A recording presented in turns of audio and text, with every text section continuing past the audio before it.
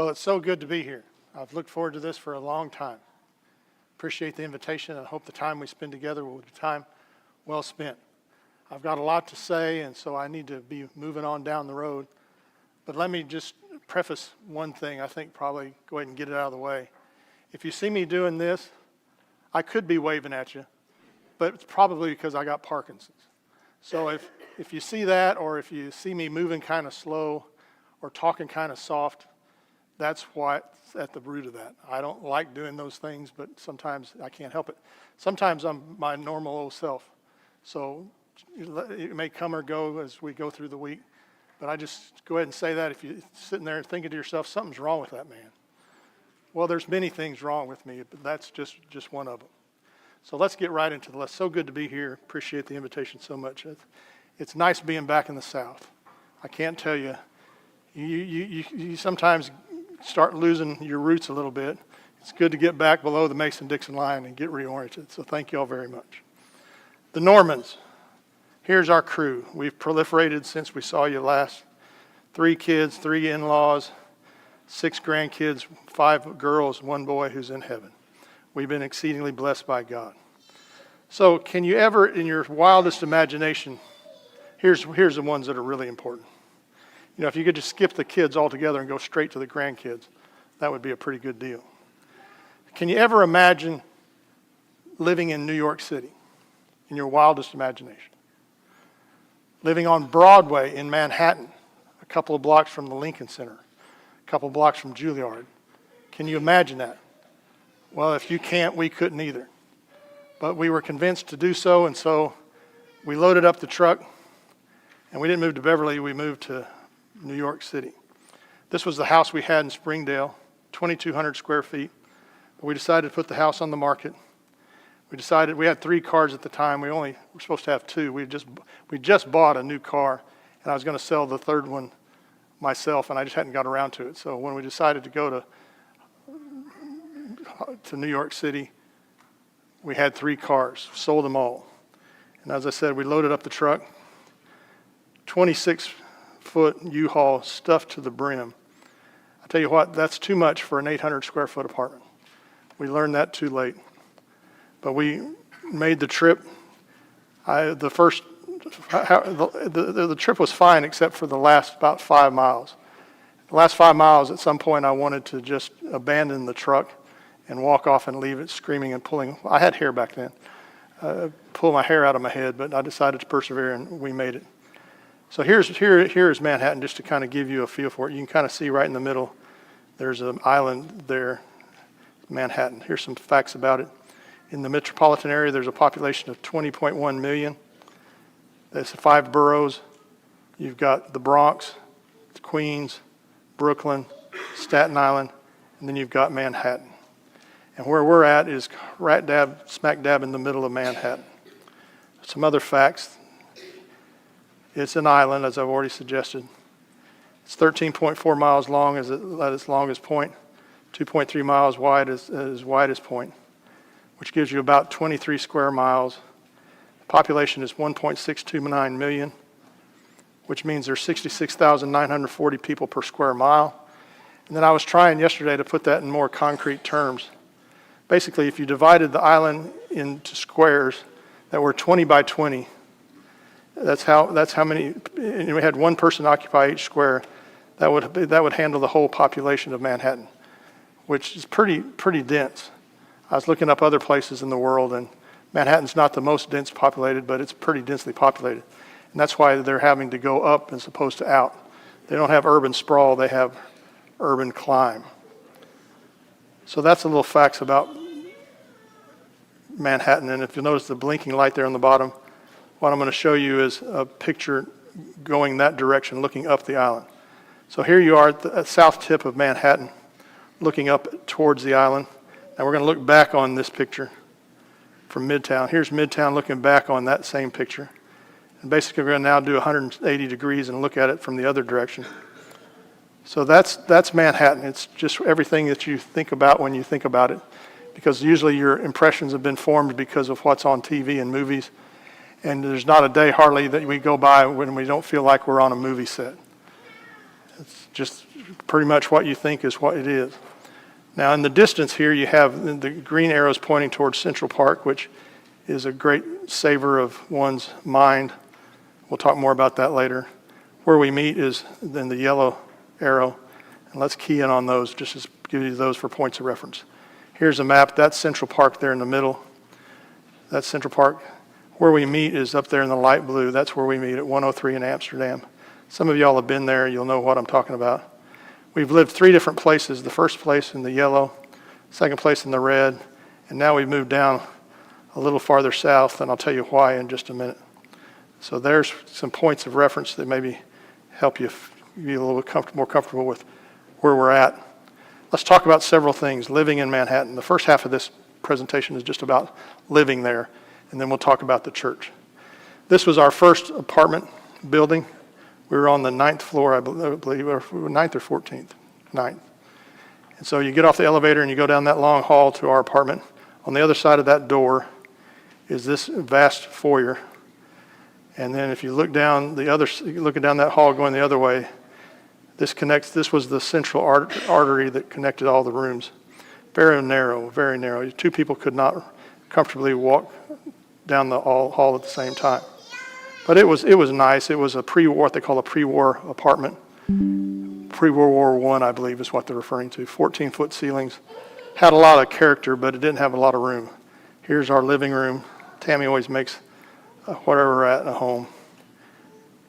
Looking out the window, this was the view you had from one side, and here's the looking east, and here's the view you had looking south. It's just a strange new world, isn't it? And then this was our bedroom, and you had to turn sideways to get around the bed. The closet space was interesting. I had literally about this much usable closet space. And that's largely why I still have some clothes I bought in Arkansas on, because when you don't have a place to put things, you don't buy a lot of new stuff. Now, I always thought this was interesting. On the very first night we were there in New York City, I woke up, I don't know, something woke me up, and I looked out the window and I saw the moon. And so I had to get a picture. You know what I thought, don't you? This will be for the older ones in the crowd. When you're stuck between the moon and New York City, I know it's crazy, but it's true. And again, if you don't get that, youngsters, go look it up on YouTube. Here was our bathroom. We had a big bathroom, big kitchen. We had some storage area. You know you're living in New York City when you realize your box spring is just an empty box and you can store stuff there. If that excites you, you're probably living in New York City. So very minimal storage space. We have to get a storage unit. This is what you see when you look out the kitchen window. This is the guest bedroom ready for guests. Here's some facts. We kind of argue about how much room there was. There was no more than 900. We agree on that. There was absolutely no place to put a dining room table. Very little room for storage. We had to put a $32,800 security deposit down to get the place. Now, they refunded all but 1 month of that because of COVID, but that was pretty intense to start with. And the rent was only $4,230 a month. A bargain. So what did I do? Well, COVID hit, and I thought, well, maybe we can do better than we are doing now. So we looked around and we found this apartment here, which is, you're looking at our bedroom window, and you can actually see our new apartment from the old apartment window. So we decided to move there. Show you, we moved basically from that building to this building. Now let me tell you about the facts about our second residence. It was larger, I think 500 square feet larger. It was 300, at least 300 square feet larger. Had an outdoor terrace, I'll show you. Had a gym, which was good for my Parkinson's. And it was less expensive for a year. For a year, it went down from $4,230 to $3,500 for a year. And this is the new building. Show you the apartment quickly. This is the foyer. What I really liked about the place was that it had a long hallway that I could put my books in, which is represented there. The living room was fairly large, but there was no windows. It was kind of like a cave. The living room was big, but the kitchen was tiny, and the bathroom was tiny, but there was a place to put a table. And the bedrooms were very large, so that was nice. had some room that we didn't have previously. That's a guest bedroom in the office, and that's our bedroom. So I told you about a terrace. This was the terrace we had. Looking south down the island from West End Avenue, that gives you a picture of what our neighborhood was like. If you look directly west, you got a picture of the river. And so that was very nice. But after 1 year, what they wanted to do was to increase our rent by $2,200 a month. And we could not afford that. So thankfully, there was a broker in the church who had an apartment available, and that's the only way we got this place, by the grace of God and the help of brethren. So we moved south several blocks more towards Midtown, and where the arrow is pointing is where we currently live. Show you it right quick. Like I said, we live around the Kennedy, the Lincoln Center, which is an arts hub there in New York City. 3 blocks from there, 2 blocks from Juilliard. This is our new apartment. It's about 1,000 square foot, 1-bedroom apartment. Looking towards the kitchen from the outdoors. Looking from the kitchen towards the outdoors is here. It's very nice. Now this picture, we decided to take our bedroom, which is about as big as our living room, and divide it into 2 using bookshelves, and that's what we were doing. That's not ordinarily how messy the place is. We were just in the process of changing things up, and it really made it cool because we had a separate sitting area and office as well as a bedroom. And so it's been a blessing. We have a huge balcony. By New York City standards, that's a huge balcony. Tammy, of course, has fixed it up nice. It's very pleasant when the weather's pleasant out there.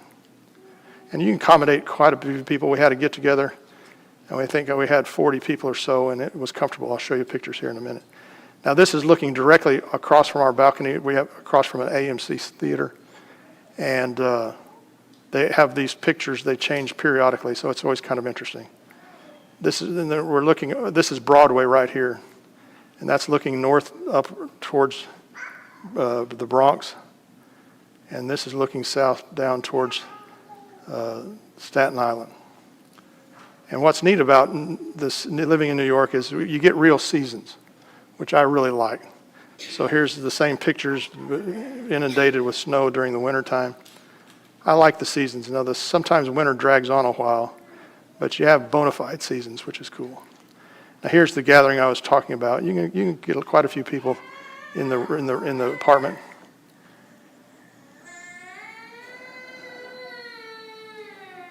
So we're blessed. We're blessed to be where we're at. Now let's talk about transportation. The main way to get from point A to point B in New York City is to walk. You walk pretty much everywhere. And if you walk, you walk regardless of whether it's rain or shine. That's Tammy with her umbrella. And if you buy something at the grocery store, you carry it home. It's not like you can just throw stuff in your car. We don't have a car. It just doesn't make sense for us to have a car. You can get where you need to without one. And to store a car is probably about $600-700 a month just to have a place to park your car. If you don't do that, what you end up doing is finding your own street parking, which is really enough to drive me crazy, so I don't do it. But if you buy something, you got to get it home somehow, and usually it's by your own strength. You can use the subway, it's a good system. It's kind of dirty, but it's a good system. That's me and my dad. And that's my oldest grandchild there and my daughter on the subway. You can take buses, city buses. They're pretty nice. They can get pretty crowded. It's interesting, depending on the time of day. I mean, there are times when you get on the subway or the buses and you will literally be right here to somebody you've never met before in your life. You do know what sardines feel like. So there's all kinds of ways to get around. Taxis. Tammy and I both are comfortable doing what you see on TV, just going out to the road and hailing a cab.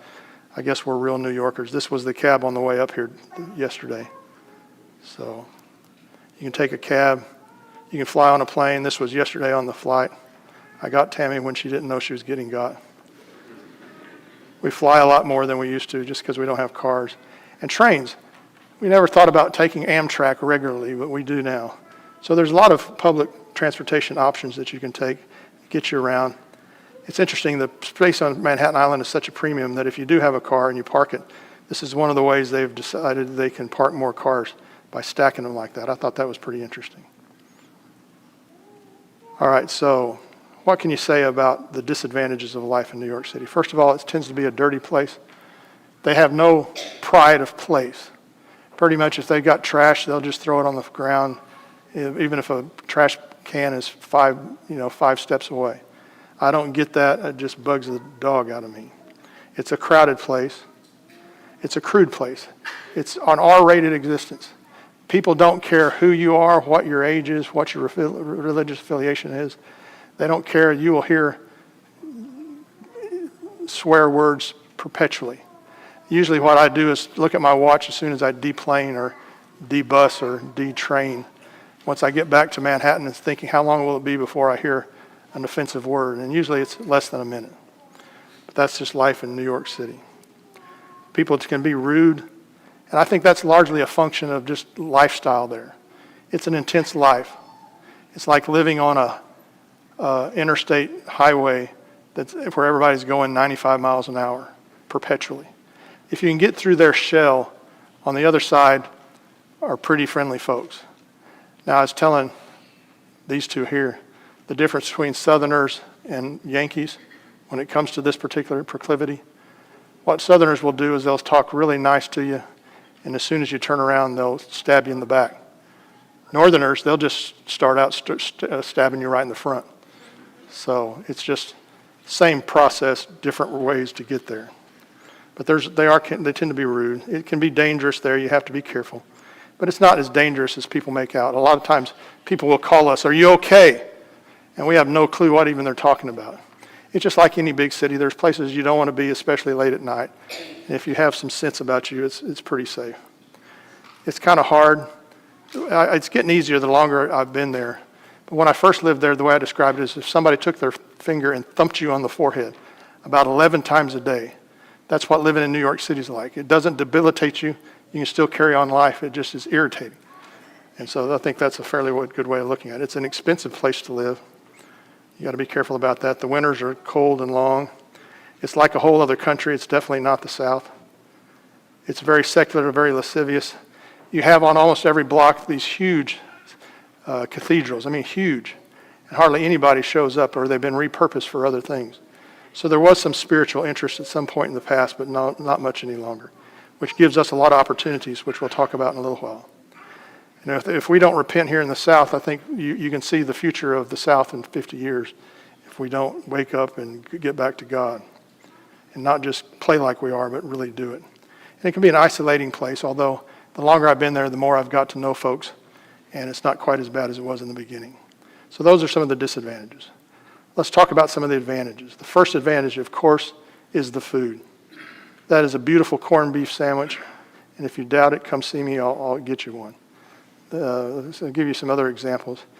This is what, if I were ever convicted as a capital murderer and was going to be put to death, this would be my final meal. It's pork belly and a red sauce. Then unfortunately, the place that made it has gone out of business, and I'm lost. But that right there, folks, is a beautiful thing. Some other dishes, pizza. I don't know if I could ever go back. Pizza in New York City really is that good. It's brilliant. What else we got? Oh, bagels, lox and cream cheese. Oh, capers. Oh, that's good stuff. What else we got? Soup dumplings. I was telling y'all about soup dumplings. Basically, they're kind of like, basically you just take the dumplings pastries, put a dollop of meat in it, and then you know how sometimes your meat juice will gel that you cook? They gel it on purpose, and they take a little chunk and put it in there, and then they fold it all up and seal it up, and they steam it. So when you put it in your mouth and you bite it, you get this burst of liquid or soup, thus soup dumpling. And I tell you what, those are awesome, baby. Those are really good. Okay, here's another thing that I've discovered is bacon on a stick. If you go to a Yankee baseball game, you can get for $10, you can get a bacon on a stick. And I'm telling you, that's good stuff, Maynard. Those are, that's a lobster roll, which is really good. Now you might be saying, boy, you spend a lot of money on food. Well, two things. One is buying groceries are so expensive, it's about the same cost to eat out. And another thing is it does cost quite a bit, but they give you a lot of extra. So you can get several meals usually out of one purchase. Let me show you. For example, if you were to get a hot dog in New York, you think that would just be one meal, but you might be wrong. I mean, look at the size of that hot dog. I may not be telling you the truth about that. But the food is just really good. And a lot of times during the good times of the year, weather-wise, eating outside is a lot of fun. There's not a lot of bugs. And what's really fun is eating with your brethren. Here's an example of, we were celebrating somebody's birthday, and sometimes people have this into their homes. This is the family that lives in Queens. So food is a good binder. There's museums, of course. I'll just go through this quickly. There's sporting events. Now, this is Yankee Stadium. We showed it once. Look at the Jumbotron. Wonder who that is. Let's zoom in on it. How many of y'all have been on the Yankees Jumbotron? And my brother-in-law there is to my right, your left. He wanted to come tour Yankee Stadium, and we got to actually go into the visitors' dugout. That was pretty cool. So baseball, they've got arts. That's the Symphony Hall at Lincoln Center. We had a member that actually played the violin for the New York Philharmonic, but sadly they moved on because they didn't want to raise their kids in New York. There's always free musical opportunities. This was Winston Marsalis and his jazz band. That was brilliant, for free. They sometimes have free movie nights.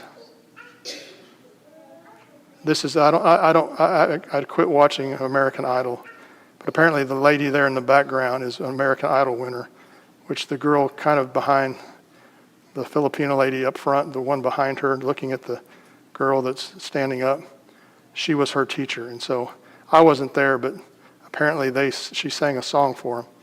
So you get celebrity sightings periodically. Before, just a little while ago, my biggest sighting was Al Roker. Probably not the most exciting sighting in the world. But about 3 or 4 months ago, I turned around and there was Bill Murray. So that's kind of cool. He seemed like a nice guy. So there's that. Seasonal things are really cool. You have your seasons. Now what I like, and some of you may know, is I love flowers. And so I'll go through this really quickly. I don't want to bore you. But there's just wonderful gardens everywhere. And I don't know why they captivate me, but they do. These are some recent ones. Not necessarily my best stuff, but pretty good. It's a beautiful place. They make good food and good gardens to give you a break from going crazy. There's your photographer at work. Tammy's got that picture unknowingly. Here are some of the gardens. This is one of the gardens in Central Park. This is a garden in the Bronx. This is a garden. If you ever watched the movie You Got Mail, there's a garden at the end of the movie. This is that garden. In our second place we lived, we were on the 9th floor, and we looked, you couldn't see down to the ground. And we didn't know it, but it took about 6 months of living there before we realized this garden was actually right below our apartment window. So that was a blessing. This is one in Brooklyn. This is one out north of the Bronx. It's a beautiful place. So there's lots of things to do. And this is what they call the garden district or the flower district. Where commercial businesses go to buy their flowers, you can walk up and down the street and see some beautiful, beautiful stuff. Of course, there's the historical stuff, Statue of Liberty. And Tammy and I, one of the cool things we got to do was we climbed up to the inside of the Statue of Liberty and saw the framing and all that sort of stuff. That was fun. What else? There was all kinds of things. The Empire State Building. This is the One World Trade Center that replaced the Twin Towers. They celebrate 4th of July famously. The Brooklyn Bridge, that's fun to walk. And there's Tammy with two of our granddaughters looking at the original Winnie the Pooh, which is at the main New York Library. Lots to see and do. This is Tammy at the UN General Assembly. And some of us have wondered, since Biden, health has been failing, who's been in charge? Well, they got wind that a conservative Southern Republican was living in New York City. So they tapped him for assistance. And if you don't believe me, there's photographic evidence of it. They had an Oval Office in a museum.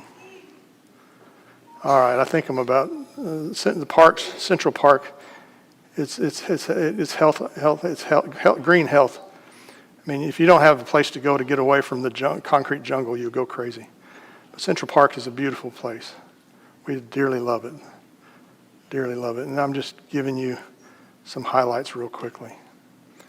We like it so much that sometimes we'll camp out all day there. And a lot of times the church will meet after services. We'll just get together and have a picnic potluck out on the grounds at Central Park. There's weird stuff. Lots of weird stuff. That was weird. And I thought that was weird. And I thought that was weird. But again, it's my wife. She gets carried away. She can't leave well enough alone. That's really weird. But there's a lot of, it's never boring. The architecture is interesting, and we call that the Zynga building or something like that. That's a picture I took one afternoon. The architecture is good. I had a jury duty, and that's where I reported to. So it's a different world. Going around at night taking pictures is pretty cool. And a lot of times they'll seal off roads. This is Broadway sealed off, and they'll have street fairs. Those are fun. So there's always things to do. And this, you believe it or not, but that is saltwater. That's New York Harbor. Open ocean is only about 2 miles away, and it's in the bounds of New York City. So New York City actually has a beach, several. So let's talk about the important stuff now. The biggest advantage that outweighs all the disadvantages, and that's the church. Let me introduce you to the Upper West Manhattan Church of Christ. I won't go through the pictures. I'll just let you look. What you have here is all people from all kinds of nationalities, cultures. We're represented by 5 continents. And it's just an extremely wonderful group of people. As far as I know, there's only 2 people missing from this grouping of our congregation. Like I said, all kinds of different cultures, all kinds of different nationalities, backgrounds, and they're a joy to work and worship with. I can't tell you enough about how good these brethren are. Different races, different cultures, different nationalities, different religious backgrounds. Before COVID, the attendance was 65 on Sunday and 19 on Tuesday. Last Sunday, I believe we had 68 on Sunday, and I think 21 on Tuesday night. So we're back to where we were before COVID. Unfortunately, we don't have elders, but the group is very spiritually minded, unified, evangelistic, and truly the fields are ripened to harvest. I'll talk about that in a little bit. The challenges of worshiping where we do is we can't afford to buy a place. I mean, it's millions of dollars. We just can't afford it. So we've been renting our space for 20 years. But that requires you to set up all your AV stuff every time you worship and break it down every time you worship. And that can get kind of tedious. So don't ever take for granted what you got right here, because it is a blessing.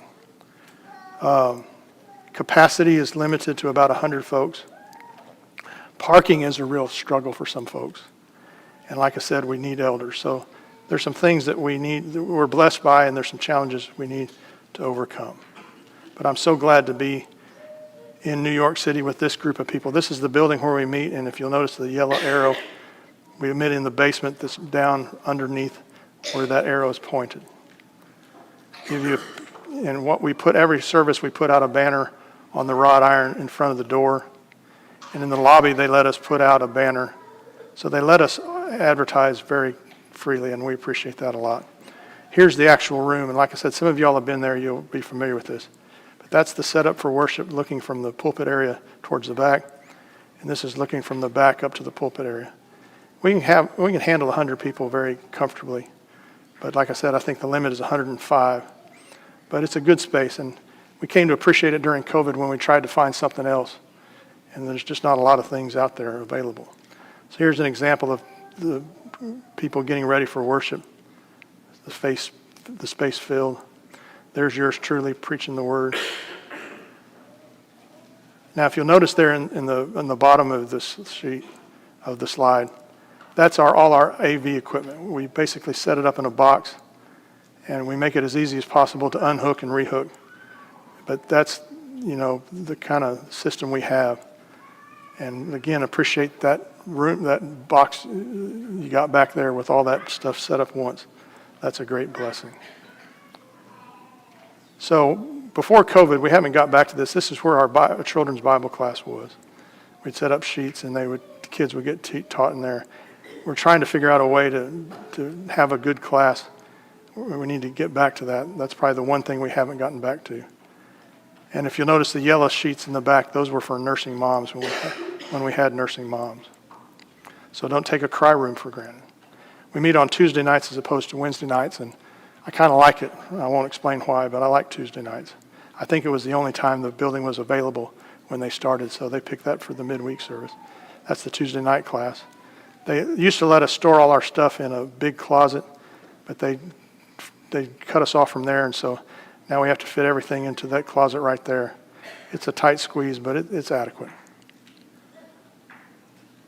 So a group of us every other Sunday when it's warm, we get together and hand out flyers, and we kind of set up a booth, you might say. There's Tammy behind the table with free Bibles and tracts and a sign advertising who we are. And it's been a very productive thing. We hand out, this is the example of the flyer we hand out. We hand out what some people call salvation cards. And it's effective. Now the lady to my left, your right, is Yolanda. And we recently had a gospel meeting with Wayne Fancher. It hadn't been about 6 weeks ago or 2 months. And Wayne and Bill had gone on in, and I came back out to hand out some more flyers. We still had a little time. And a woman I handed a flyer to, and she goes, "Are you saying there's a Church of Christ in this building right here?" And I told her, "Yes, that's exactly what I'm saying. I've been meeting there for 20 years. And she was a member of the church. She was looking for a sound congregation. And so please don't ever underestimate the power and the ability to do these kind of things producing good.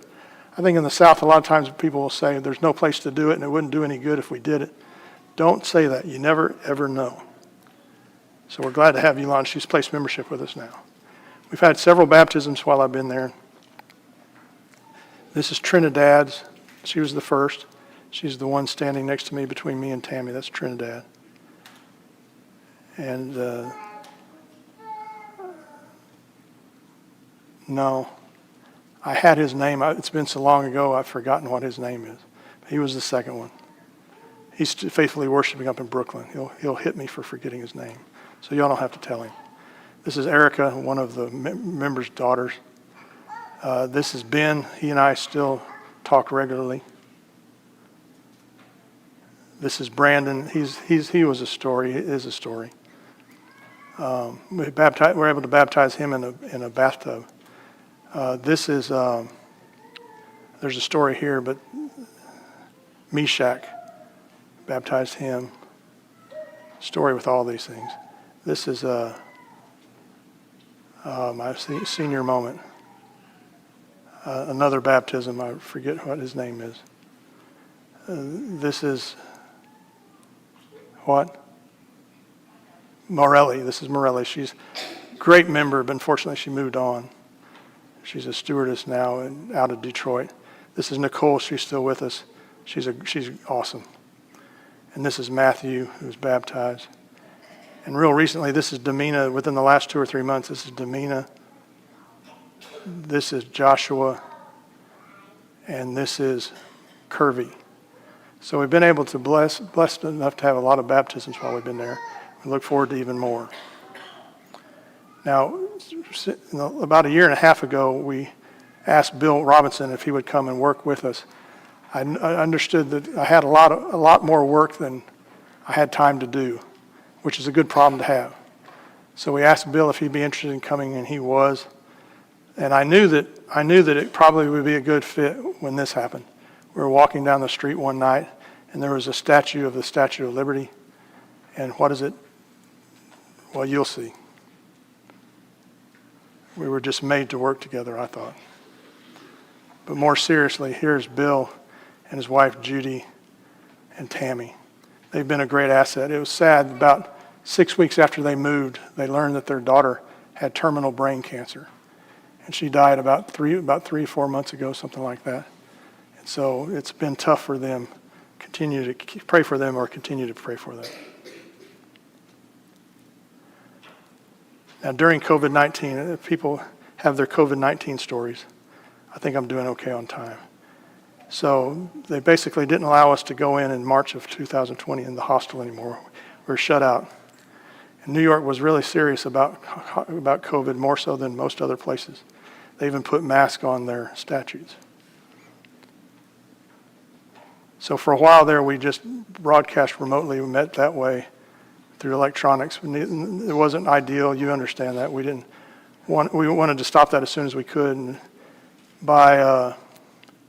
we did some Skyping, which were some blessed times we had together. Some of the most intense events spiritually that I've ever experienced were through some Skyping sessions during COVID. Great stuff. But we started singing in the park in May. So we were cut out in March, started singing in the park in May. We started worshiping in the park in August. And there's us worship. We picked a spot and just set up church. And it was really first century. I really liked it. It was really cool. There was a guy leading singing, "Here I am preaching," on the park. And it was interesting, the reaction of the people that would pass you by. Nobody was disrespectful. Everybody was very respectful. And I thought that was very cool. So we finally got back into the building in October under very serious limitations.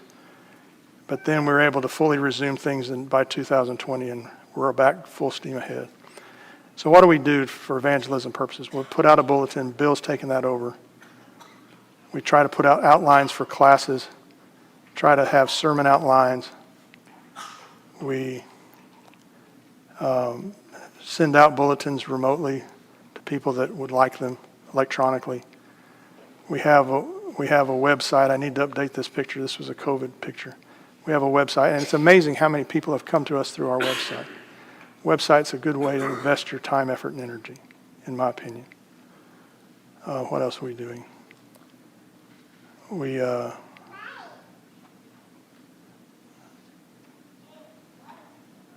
not sure. That may be the website. I put out my support report.